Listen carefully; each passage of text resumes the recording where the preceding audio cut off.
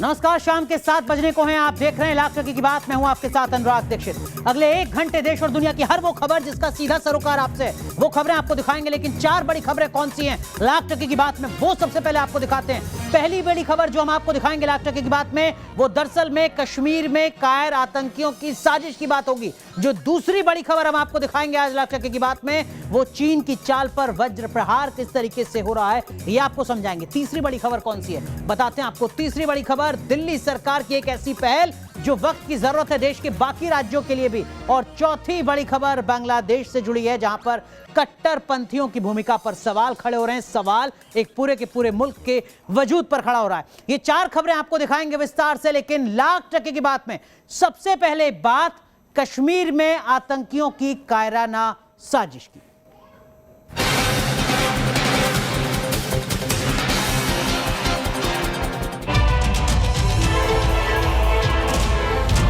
जिहाद का सर कुचला जाना चाहिए, उन्हें दामादों की तरह पालना बंद करना चाहिए। कश्मीर मेरा आपका, नहीं किसी के बाप का। डर से भाग गए हम लोग। किसका डर? उग्रवादी का डर। कुलगाम में या मिसाल इस साइड में बतेरी जो है ना, बाहर वालों को बहुत परेशान किया जा रहा है। इस टाइम दिलों में जो है ना दहशत बहुत ज़्यादा है।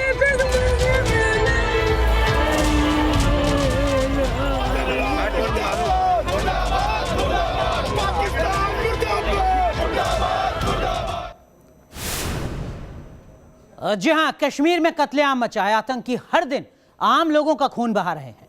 दहशत फैलाने के लिए वहां काम कर रहे मजदूरों को निशाना बनाया जा रहा है, और इसके पीछे मकसद है किसी भी तरह कश्मीर में हो रहे विकास के कामों को पटरी से उतार देना। जिस तरीके से मजदूरों को मारा जा रहा है वो बताने के लिए काफी है कि इस बार दहशतगर्द बदलते कश्मीर की तस्वीर देखकर बौखला गए हैं। पाकिस्तान में बैठे उनके आका नए कश्मीर की तस्वीर से इतने परेशान हैं कि वो किसी भी तरह जन्नत में जहर घोलने की साजिशें रच रहे हैं।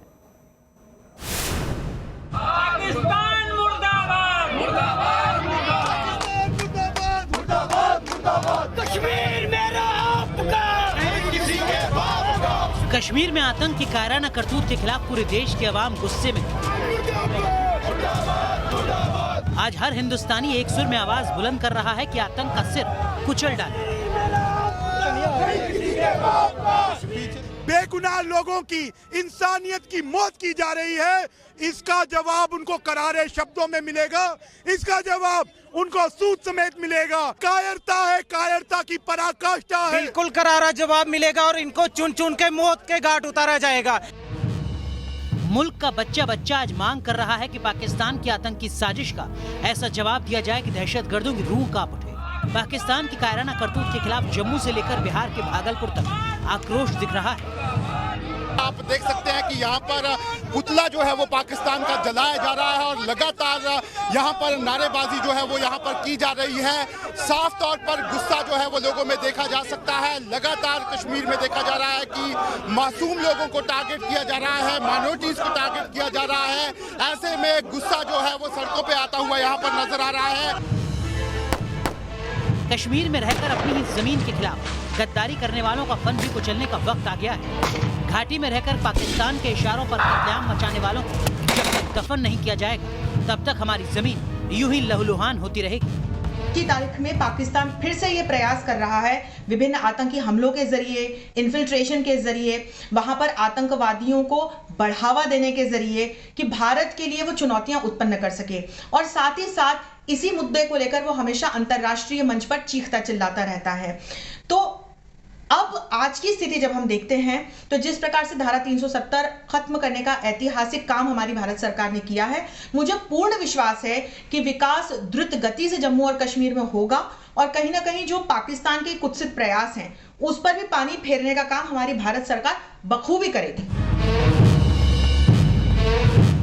धारा 370 हटने के बाद कश्मीर में विकास का जो पहिया घूम रहा है, नए कश्मीर में तरक्की की जो तस्वीर पूरी दुनिया देख रही है, जन्नत में जिस तरह से खुशहाली और विकास नजर आ रहा है, उससे पाकिस्तान और उसके पाले हुए आतंकियों का दिल मिला गए। इसी बौखलाहट का नतीजा है आए दिन कश्मीर में आम लोगों को निशाना बनाना। ये नहीं चाहते कि माइनॉरिटीज, वो हिंदू हो, सिख हो या कोई भी बाहर से आके जो 15 साल, 10 साल, 20 साल कश्मीर में रहा हो, नॉन कश्मीरी मुस्लिम हो, वो नहीं चाहते कि लोग वहां रहे, और इनके जमीनों पर बहुत इनके कब्जे किए हैं।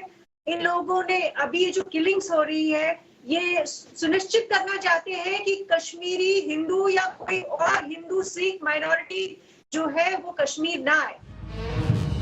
कश्मीर में जिस तरीके से आतंकी टारगेट करके लोगों को मार रहे हैं, नाम पता और मजहब पूछकर लोगों को गोली मारी जा रही है, बाकायदा आतंक की रेकी करके ऐसे लोगों की लिस्ट बना रहे हैं जिन्हें मार कर वो कश्मीर में दहशत का बवंडर खड़ा कर सके। कश्मीर में पिछले 1 महीने में 11 गैर कश्मीरियों को आतंकियों ने मार दिया। लगातार विकास कार्य पूरे कश्मीर में चल रहे हैं, केंद्रीय मंत्रियों के दौरे हो रहे हैं लगातार, तो कहीं ना कहीं बौखलाहट है। वे चाहते हैं कि लोग बाहर निकल जाएं, यहाँ विकास कार्य पहले की तरह ठप हो जाए। तो एक तो कश्मीर की जनता को जवाब देना, सरकार तो जवाब देगी, ज़्यादा दिन की नहीं है घटनाएं। जो भी ये इस तरह के आतंकवादी हैं, चुन चुन के इनका खात्मा कर दिया जाएगा। थोड़े दिन धैर्य की बात है, लड़ाई है, और मेरे विचार से शायद आखिरी लड़ाई होगी कश्मीर की, मुझे ऐसा लगता है। पिछले कुछ वक्त से कश्मीर में जिस तरीके से आम लोगों का खून बहा है, उसे देखते हुए सरकार भी एक्शन में आ चुकी है। सीआरपीएफ के डीजी को कश्मीर भेजा गया है ताकि जन्नत को जख्म देने वालों का काम तमाम किया जा सके। जम्मू कश्मीर में लगातार गैर कश्मीरियों पे हो रहे हमलों के बाद गृह मंत्रालय ने बड़ा कदम उठाया है। सीआरपीएफ के डीजी कुलदीप सिंह को श्रीनगर के लिए रवाना कर दिया गया है। खास बात यह है कि कुलदीप सिंह सीआरपीएफ के डीजी तो है ही, साथ ही एनआईए के भी प्रमुख है और नेशनल इन्वेस्टिगेशन एजेंसी आईबी के साथ मिलकर एक पूरा खुफिया तंत्र विकसित करने की कोशिश कर रही है, जिसके जरिए उन लोगों की पहचान हो सके जो पार्ट टाइम आतंकवादी के तौर पर काम करते हैं और उसके नेक्सस को तोड़ा जा सके। अब वक्त आ गया है जब आतंक पर चौतरफा वार करना होगा। एक तरफ पाकिस्तान को सबक सिखाना होगा, दूसरी तरफ कश्मीर में रहकर आतंक की ढाल बनने वालों की कब्र खोदनी होगी, क्योंकि जितना खतरा पाकिस्तान के आतंकियों से है, उससे कहीं ज्यादा खतरा कश्मीर में रहने वाले उन गद्दारों से है जो बरसों से अपने आकाओं के इशारे पर कत्लेआम मचा रहे हैं। जम्मू से शहनवाज खान और श्रीनगर से मीर फरीद के साथ टीम न्यूज नेशन। कश्मीर में जितना भी आतंकवाद है, उसके पीछे पाकिस्तान और उसकी खुफिया एजेंसी आईएसआई का हाथ रहा है। लेकिन पिछले कुछ वक्त से भारतीय सुरक्षा बलों ने जिस तरीके से कश्मीर में आतंक के खात्मे का ऑपरेशन चला रखा है, उससे पाकिस्तान की आतंकी साजिशें ध्वस्त होती नजर आई हैं। ऐसे में पाकिस्तान अब भाड़े के शूटर्स के जरिए कश्मीर में टारगेट किलिंग की साजिश रच रहा है। खुफिया एजेंसियों को इनपुट्स मिले हैं कि आईएसआई ने कश्मीर में टारगेट किलिंग के लिए यूपी और बिहार के शूटर्स तक को सुपारी देने की तैयारी की है।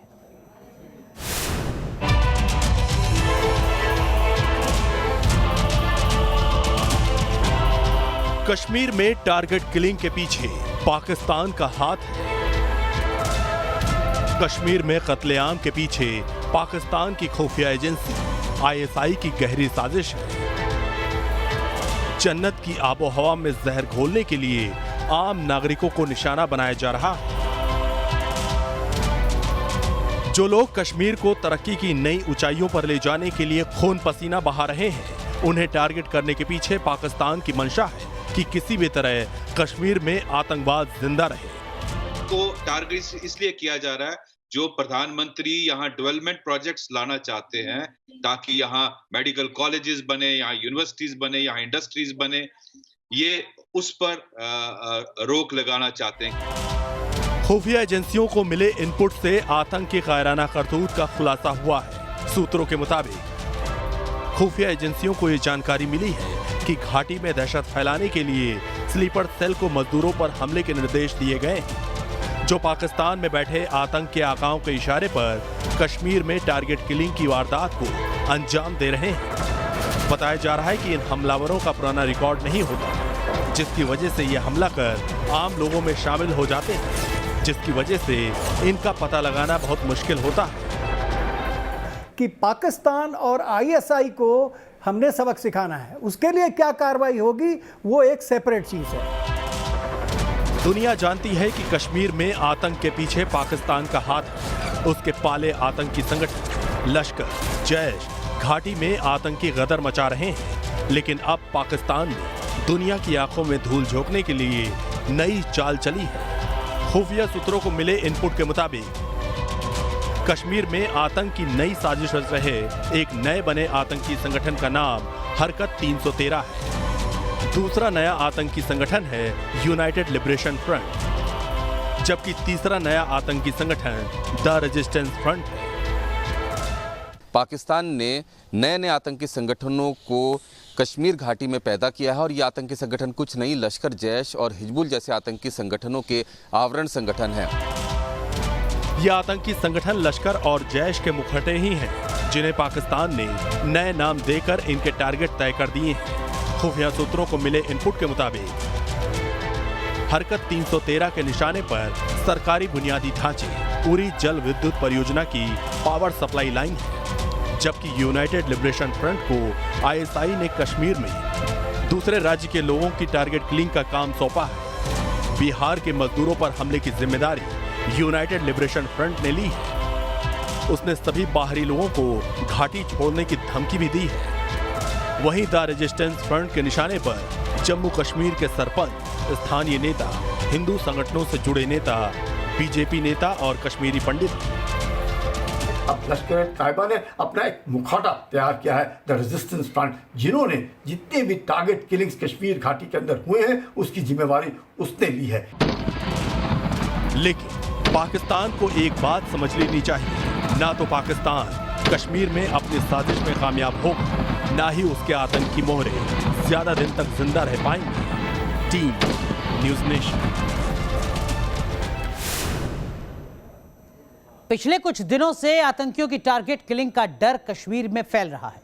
इसी दहशत की वजह से गैर कश्मीरी अपने घरों को लौट रहे हैं। इन लोगों का दर्द है कि कश्मीर में रहकर आतंक का निशाना बन गए तो उनकी सरकारें सुध भी नहीं लेंगी। बिहार के जिन मजदूरों की कश्मीर में हत्या हुई, उनको लेकर जिस तरीके का रवैया बिहार की सरकार का रहा, उससे इन लोगों में आक्रोश दिख रहा है।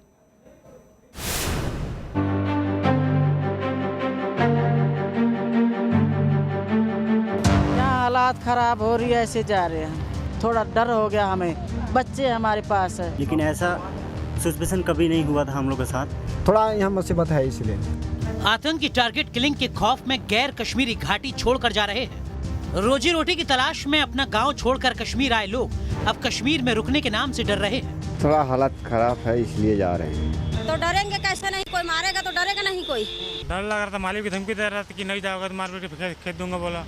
बड़ी तादाद में यूपी और बिहार से गए मजदूर कश्मीर में रहकर अपने परिवार का पेट पाल रहे थे, लेकिन आतंक की गोली का निशाना बनने से इनके चेहरे पर खौफ साफ दिख रहा है। बिहार के अररिया में मातम पसरा है। रविवार को अररिया के 2 मजदूरों की कश्मीर में आतंकियों ने हत्या कर दी। इनकी नाराजगी अपनी सरकारों से भी है। बिहार के भागलपुर के रहने वाले जिस वीरेंद्र पासवान की आतंकियों ने हत्या कर दी, उसके परिवार वालों ने आरोप लगाया कि सरकार ने अब तक उनकी सुध नहीं ली। हमें नौकरी दी जाए और मुआवजा दी जाए। कश्मीर में बिहार के मजदूरों पर आतंकी हमले हो रहे हैं, लेकिन बिहार के सियासतदान मदद का हाथ आगे बढ़ाने की बजाय सियासत की चाशनी पकाते नजर आ रहे हैं। और ये सब के सब गरीब तबका के लोग हैं जिनको बिहार में रोजी रोटी नहीं मिल रही है, जिनको बिहार में पेट भरने का कोई उपाय नहीं है। ये तो है, वहाँ पर तो कोई गड़बड़ तो हो ही रहा है। कुछ लोग जानबूझ करके बाहर से जो लोग काम करने के लिए वहाँ पर पहुंचे हुए हैं, उनके साथ कुछ हो रहा है। कश्मीर में बड़ी तादाद में प्रवासी लोग मजदूरी के साथ साथ रेहड़ी लगाकर गुजर बसर कर रहे हैं। उत्तरी कश्मीर से लेकर मध्य और दक्षिणी कश्मीर में बड़ी तादाद में गैर कश्मीरी रह रहे हैं, जिन्हें मौत का डर दिखाकर कश्मीर से बाहर करने की साजिश रची जा रही है, ताकि कश्मीर के सुनहरे भविष्य को फिर से अंधकार में धकेला जा सके। Team news nation. इस वक्त की बड़ी खबर आपको बता दें, आतंक के खिलाफ एक्शन के लिए गृह मंत्री अमित शाह से जुड़ी इस वक्त की बड़ी खबर सामने आ रही है। अमित शाह जम्मू कश्मीर के दौरे पर जाएंगे। 23 अक्टूबर को जम्मू कश्मीर के दौरे पर जाएंगे गृह मंत्री अमित शाह। घाटी में सुरक्षा हालात की समीक्षा करेंगे। सेना, पुलिस, सीआरपीएफ के साथ महत्वपूर्ण बैठक भी प्रस्तावित है। अमित शाह के दौरे से पहले गृह मंत्रालय के अधिकारियों की एक टीम भी कश्मीर जाएगी, कश्मीर के हालात का जायजा लेगी गृह मंत्रालय की ये टीम। तो इस वक्त की बड़ी खबर हम आपको बता रहे हैं, गृह मंत्री अमित शाह का जम्मू कश्मीर का दौरा। एक और छोटा सा ब्रेक, तुरंत हाजिर होते हैं।